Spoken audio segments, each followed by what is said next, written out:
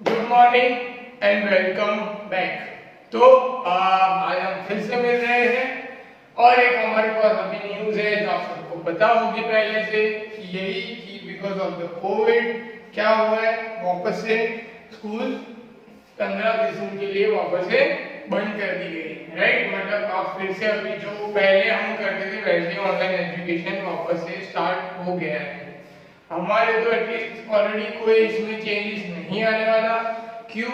Because सीधा है कि हम पहले भी जो कंप्यूटर के लेक्चर थे वो ऑनलाइन ही अटेंड करते थे और अभी भी हम जो अटेंड कर रहे हैं वो ऑनलाइन ही कर रहे हैं, राइट। तो सबसे पहला तो ये कि अपना ध्यान रखो, ओके।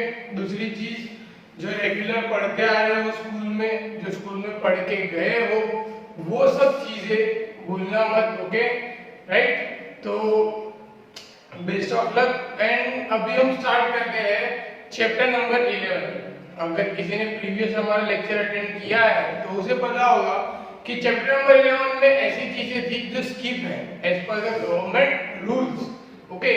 पर मुझे कुछ ऐसे फीडबैक्स मिले जिससे मुझे ये लगा कि मुझे ये चैप्टर स्टार्टिंग से आपको फिर से स्लोली पढ़ाना चाहिए, ओके।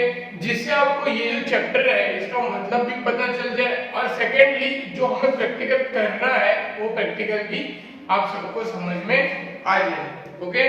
तो हम क्या कर रहे हैं अभी, ये चैप्टर को फिर से मतलब कि जो प्रीवियस लेक्चर में हमने सीखा था वो और उसके बाद जो स्किप है वो भी, मतलब हम सब कुछ ये चैप्टर का अभी कवर करेंगे, ओके। तो ये चैप्टर के बारे में सबसे पहला तो यहाँ पे आप लोग देख सकते हो उसका टाइटल, चैप्टर का नाम है पेज नंबर 233। आप लोग पेज नंबर 233 पे चले जाओ और वहां पे चैप्टर का नाम है रिट्रीविंग डेटा यूजिंग क्वेरी। अब सबसे पहले और इम्पोर्टेंट पार्ट ये है कि आपको क्वेरी का मतलब पता होना चाहिए। अब क्वेरी किसे कहते हैं, ओके। अब मैं इसको एकदम सिंपल कर देता हूँ आप सबके लिए और एकदम इजी लैंग्वेज में मैं इसको आपके सामने रख देता हूँ, ओके। ताकि क्या होगा कि आप इसको अंडरस्टैंड करो तो आपको वो थोड़ा इजीली समझ में आए, राइट। क्योंकि प्रीवियस में क्या था कि मैंने सिर्फ रिलेटेड ऑफ डेटाबेस के एग्जांपल दिए थे, रिलेटेड ऑफ डेटाबेस से ही मैंने क्वेरी की थी, जो आई थिंक सो ऐसा हो सकता है कि किसी को समझ में आया भी हो और किसी को समझ में ना भी आया हो। तो क्या कर रहा हूँ आज मैं कि इसको मैं थोड़ा सा और लाइट करके आपको ऐसे एग्जांपल के साथ समझाऊंगा कि आपको वो रियल लाइफ एग्जांपल के साथ इजीली समझ में आ जाए। और क्वेरी का मतलब पता होना चाहिए, सबसे इंपॉर्टेंट चीज ये है, सबसे मेन बात। तो अब क्वेरी किसे कहते हैं, तो अगर मैं रियल लाइफ का एग्जांपल दूं तो आप समझ लो कि आप सबकी क्लास है, आप लोग की क्लास में आप 15, 20, 25 जन, ओके। अब स्पेसिफिकली आपको ही पता होगा, आपके सारे फ्रेंड्स होंगे, राइट। अगर आपकी क्लास में कोई टीचर या सर या कोई भी आके ऐसा पूछता है कि आप सब में सबसे होशियार कौन है, ओके, राइट। आपसे सबसे होशियार कौन है, ये कौन है जिसके सबको जल्दी से जिसको आ जाता है, जो बहुत ही टैलेंटेड है, वैसा। तो आप लोग ऑफ कोर्स जो जिसका नंबर हमेशा फर्स्ट रैंक आता हो, सेकंड रैंक आता हो, उसका ही नाम दोगे, राइट। जिसका फर्स्ट रैंक आता है उसका ही नाम दोगे। क्यों? बिकॉज उसका फर्स्ट रैंक आता है, वो होशियार है, वो टैलेंटेड है, इसके लिए।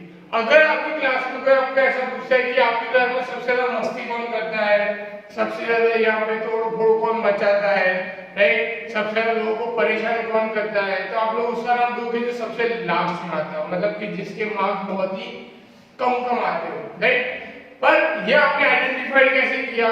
By using his behaviour, right. जब इनका ये नेचर है, ये मस्ती करता है या ये मस्ती कर रही है और ये सबको परेशान करता है, तो ये उसका नेचर है। और हमारे सामने वैसा ही क्वेश्चन आ रहा है कि कौन परेशान करता है, तो हम उसके बिहेवियर से उसका हम क्या दे रहे हैं, नाम दे रहे हैं।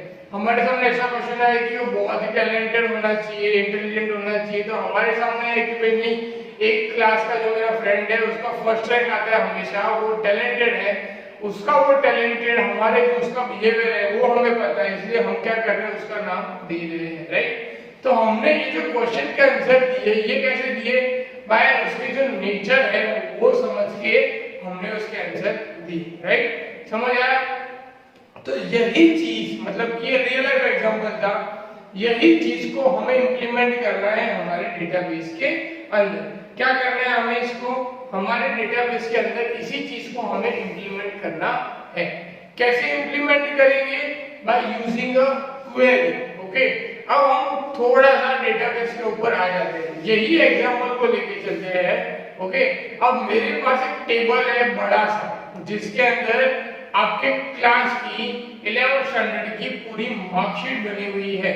मार्कशीट छोड़ देते हैं, आप सबकी इंफॉर्मेशन है जिसमें आप सबका रोल नंबर है, जिसमें आप सबके परसेंटेज है, जिसमें आप सबका नाम, address, contact number, email ID, सब कुछ आपका रिलेटेड इंफॉर्मेशन वहां पे फिल है। ओके, अब मुझे ये करना है कि 11th स्टैंडर्ड में सबसे ज्यादा मार्क्स किसको मतलब कि सबसे ज्यादा परसेंटेज किसको आए उसका नाम मुझे ढूंढना है। अब मैं वो कैसे ढूंढूंगा?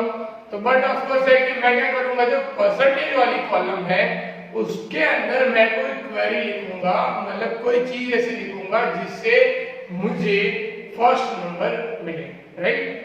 या मैं क्या कर सकता हूँ, दूसरी चीज मैं ऐसा भी कर सकता हूँ कि एक्सेल का यूज करके उसको सबसे ज्यादा हाईएस्ट टू लोएस्ट मार्क भी हम लोग कर सकते हैं। तो जिसके हाईएस्ट मार्क होंगे वो सबसे पहले आ जाएगा। आप सबको याद होगा एक्सेल का हम लोग फॉर्मूला यूज करते थे, राइट? तो हम वो भी कर सकते हैं, बट अभी तो हमें एक्सेल यूज करना नहीं है, तो हम क्या करेंगे, एक्सेल का ही यूज करके एक्सेल के भी फॉर्मूला हम लगा सकते हैं। तो हम इस तरीके से ये ढूंढ सकते हैं। फिर और एक एग्जांपल आ जाते हैं हम थोड़ा सा कि भाई स्टूडेंट्स है मेरे बहुत सारे। अब जो 11th स्टैंडर्ड के स्टूडेंट्स हैं, इन लोग सारे स्टूडेंट में से कितने स्टूडेंट निकोल में रहते हैं। अब मुझे वो ढूंढना है कि सिर्फ और सिर्फ जो स्टूडेंट्स हैं वो निकोल में रहते हो, उनका ही डेटा मेरे पास आना चाहिए।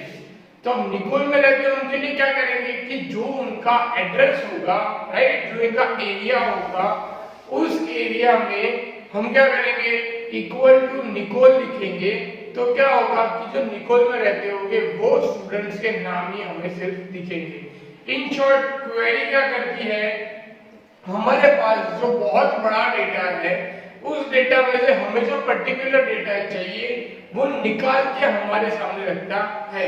जैसे कि रियल लाइफ एग्जांपल में आप लोग 20-25 लोग हो और आपको किसी ने क्वेश्चन किया कि टैलेंटेड कौन है, तो आप 20-25 में से आप एक जन को खड़ा करोगे कि सर ये सबसे टैलेंटेड है, इसका फर्स्ट नंबर आता है, राइट? अगर मैं बोलूंगा कौन परेशान कर रहा है तो आप 2-3 लोगों को खड़ा करोगे कि सर ये 2-3 लोग परेशान करेंगे। तो 25 लोगों के डेटा में से 2-3 लोग आए, 25 लोगों के डेटा में से एक जन आया। तो जो फिल्टर होके जो चीज हमारे पास आई, ये कैसे आई, हमने क्वेरी लगाई तब। डेटा में तो भी सेम है, आपका 5, 10, 50, 100, 2000, 5000, 10,000 तक के डेटा होंगे और हम उसके सामने क्वेरी लिखेंगे। तो उस सारे डेटा में से हमने जो क्वेरी लिखी है उसके रिलेटेड हमारे पास आउटपुट आएगा और उसी आउटपुट पे हम काम करेंगे। उसी आउटपुट को हम क्या कहते हैं, एज अ क्वेरी। ओके, तो आई थिंक सो ये आप सबके लिए अब समझना थोड़ा सा इजी हो गया होगा।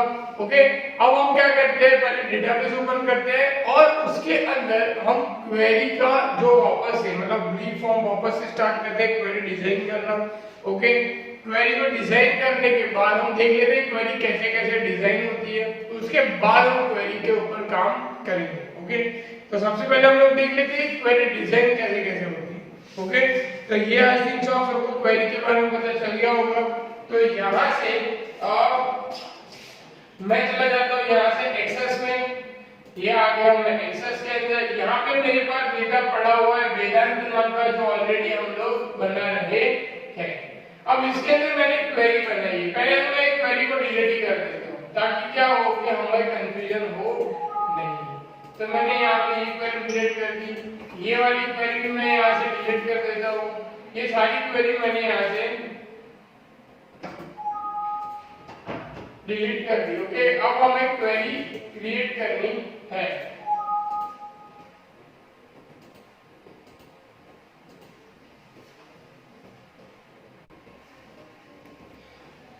तो यहाँ पे हमने सारे टेबल बनाए जो आप सबको दिख रहे होंगे, जो ऑलरेडी हमने प्रीवियस सारे लेक्चर्स में बनाए हैं, जिसमें सप्लायर है, सिटी है, कंट्री है, स्टेट कस्टमर, एम्प्लॉय, ये सारे 11 के 11 टेबल ये हमें बनाने थे, जो आप सबको पता है, राइट।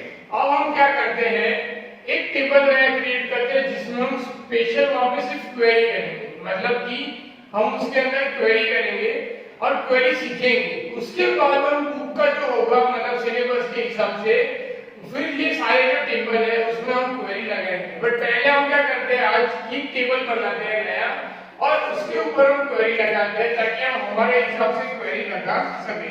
तो मैं यहाँ पे क्या कर रहा हूँ, स्टूडेंट नाम का जो एग्जांपल मैंने अभी लिया उसी नाम की मैं यहाँ पे क्वेरी बना रहा हूँ। ओके, यहाँ से ये प्राइमरी की को हटा के मैं क्या कर रहा हूँ, यहाँ पे सपोज अभी के लिए इसको नॉर्मल कर देते हैं, इसका प्राइमरी की का अभी यूज नहीं करते हैं। यहाँ पे मैं एस आई डी मतलब स्टूडेंट आईडी जो आएगा नंबर, ओके। फिर यहाँ पे लिखता हूँ फर्स्ट नेम,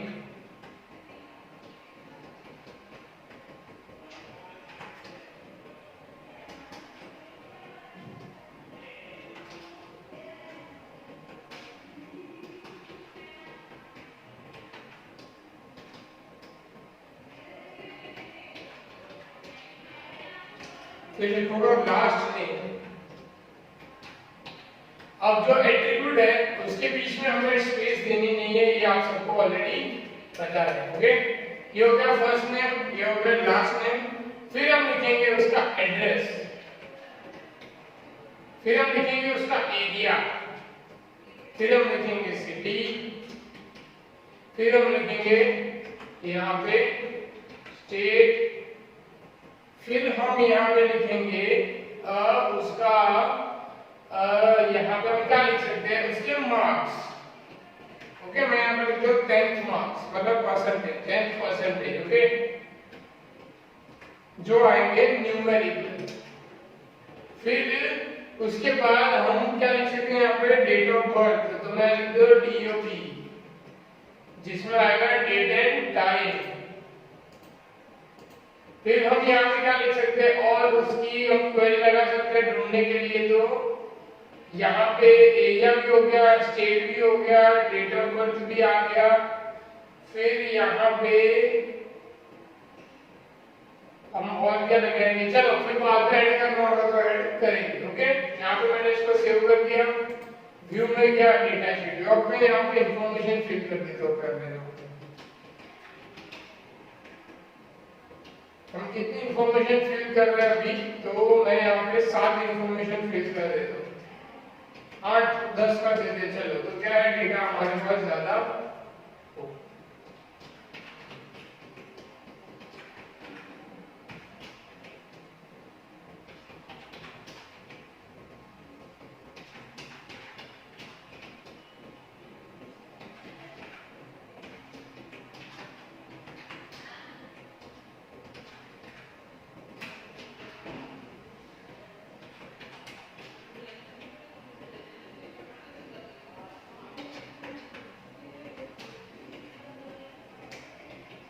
फिर ये सारे डेटा एक्चुअली होने चाहिए थे लास्ट नेम में, जो हमने गलती से लिख दिए फर्स्ट नेम में।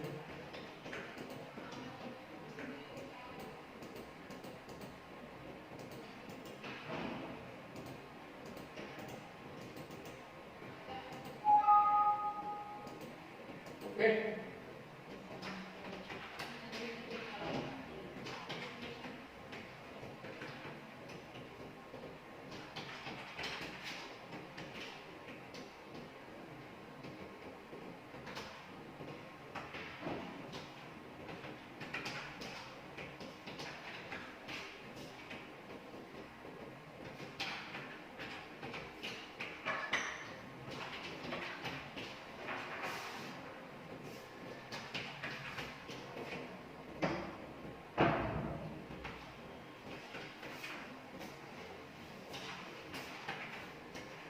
ओके, तो यहाँ पे मैंने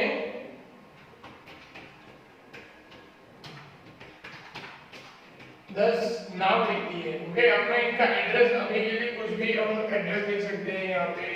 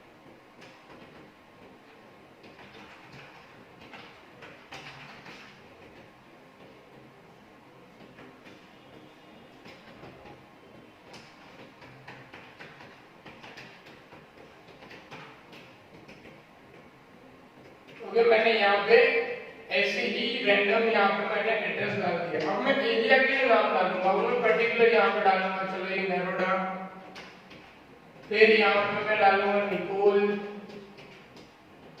नरोडा, फिर यहाँ पे मैं डालूंगा ऑर्डर, यहाँ पे भी लिखूंगा मैं निकोल, फिर यहाँ पे मैं लिखूंगा निकोल, फिर यहाँ पे मैं सपोज यहाँ पे मैं चलो डाल देता हूँ नारोल, यहाँ पे हम फिर लिखते हैं नरोडा, यहाँ पे हम लिखते हैं फिर से नारोल, और यहाँ पे हम लिखते हैं फॉर एग्जाम्पल निकोल। ओके, तो ये हो गया। अब सिटी क्या है, फॉर एग्जाम्पल अभी हम बदलने के लिए हम क्या लिख सकते हैं, अहमदाबाद। ओके, इसको ही कॉपी करके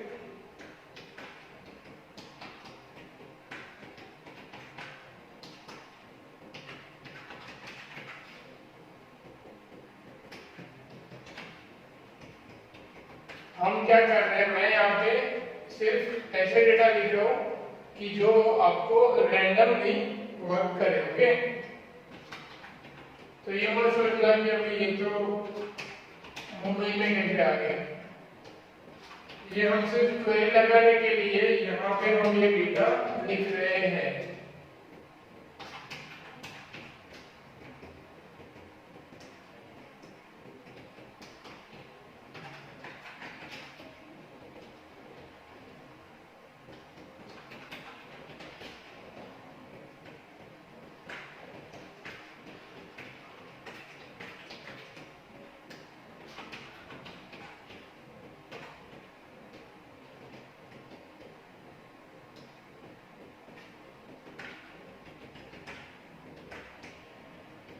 ओके, हम यहाँ पे मैच करने के लिए क्या कर सकते हैं कि जहां पे मुंबई का डेटा है वहां पे हम ऑर्डर लिख देते हैं।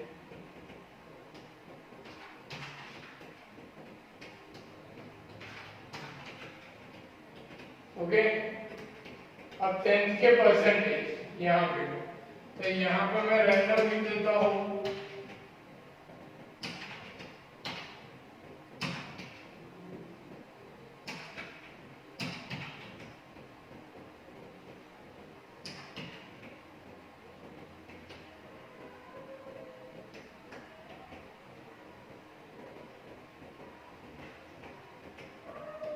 फिर क्या रहा यहाँ पे डेट ऑफ बर्थ। ओके, अब डेट ऑफ बर्थ सिलेक्ट करनी है, तो यहाँ से हम डेट ऑफ बर्थ लिख सकते हैं सीधा, तो यहाँ से मैं ऐसे लिख सकता हूँ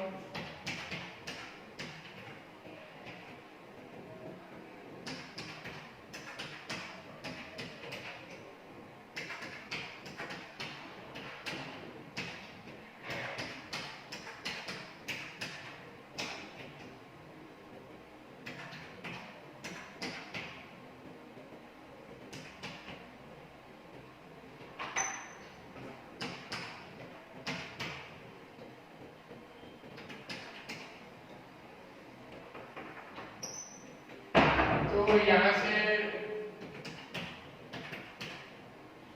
मैं रैंडम डेटा फैच करवा रहा हूँ।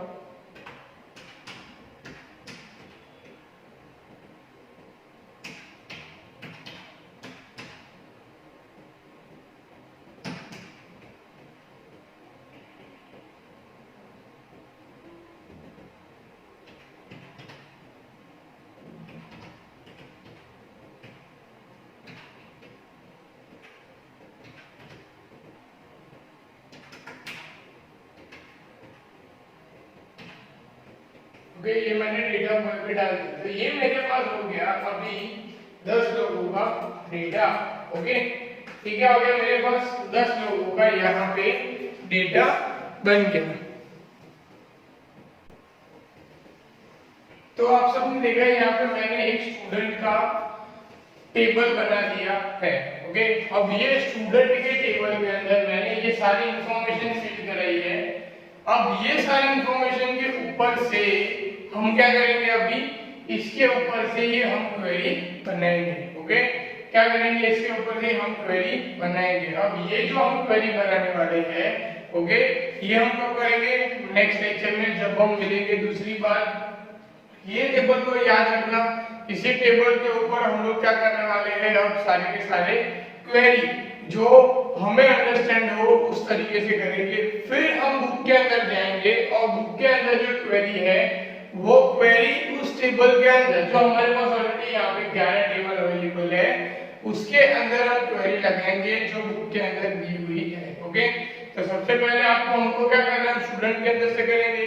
तो आप लोग ऐसे प्रैक्टिस क्या करो, अभी घर पे हो तो कि इसके आप टेबल ऐसा ही सेम टू सेम बना दो, फिर क्वेरी करो, देखो आपका और मेरा आउटपुट जो आएगा वो सेम आता है कि नहीं। ओके, तो आप लोग ये टेबल बनाना, इससे एमसीक्यूज पढ़ लेना। एमसीक्यूज लास्ट एग्जाम में आने वाले, एमसीक्यूज के अंदर जो आंसर है वो आपको पता है बुक के अंदर से आपको मिल जाएंगे। ओके, आप टेक्स्ट बुक को ध्यान से पढ़ोगे, हर एक एमसीक्यूज का आंसर वहां पे अंदर लिखा हुआ है।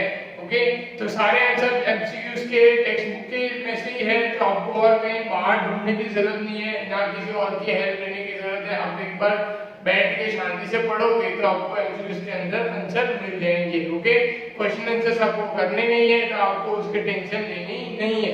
प्रैक्टिकल जो अभी मैं बोल रहा हूँ, जैसे कि मैंने स्टूडेंट का किया, आपके पास कंप्यूटर और लैपटॉप अवेलेबल है तो आप इसकी प्रैक्टिस करो। ओके, हम जब मिलेंगे नेक्स्ट लेक्चर में तब हम इसके ऊपर क्वेरी करेंगे और टाइम बचेगा तो हम 11 नंबर का जो चैप्टर है उसमें जो क्वेरी की हुई है जो मैंने चला दी थी उस क्वेरी को हम रिफॉर्म करने की कोशिश करेंगे। ओके, तब तक के लिए अपना ख्याल रखो और घर पे रखो।